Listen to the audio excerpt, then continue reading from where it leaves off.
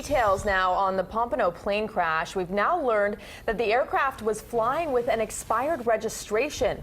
The 3 survivors are still in the hospital. CBS 4's Carey joins us live from the crash site. Carey?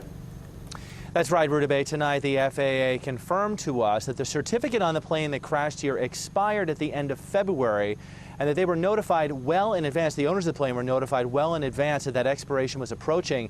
The FAA says the owners of the plane reapplied for that certificate in late March, but those documents have not yet been processed. This, investigators tell us, is one of many items that they will look at as they try to sort out the details of the crash where that plane hit this house here.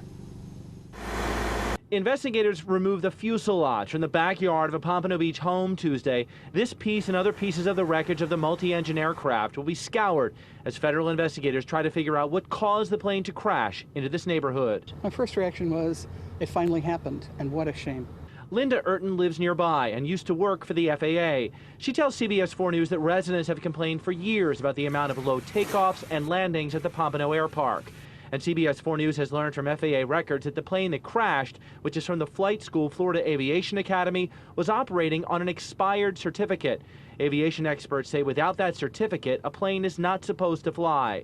We're also learning more about who was in the aircraft as they practiced takeoffs and landings.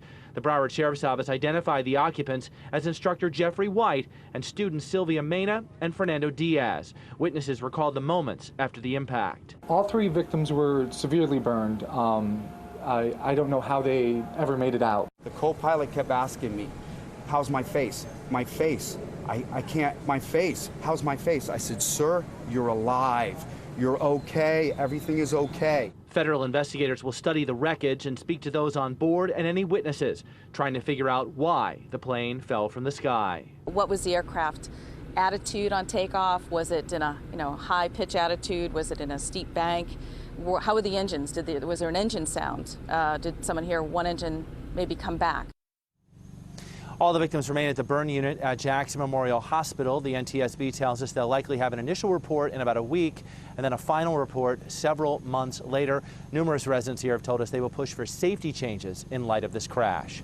Live in Pompano Beach, Carey, CBS 4 News Tonight. Carey, thank you.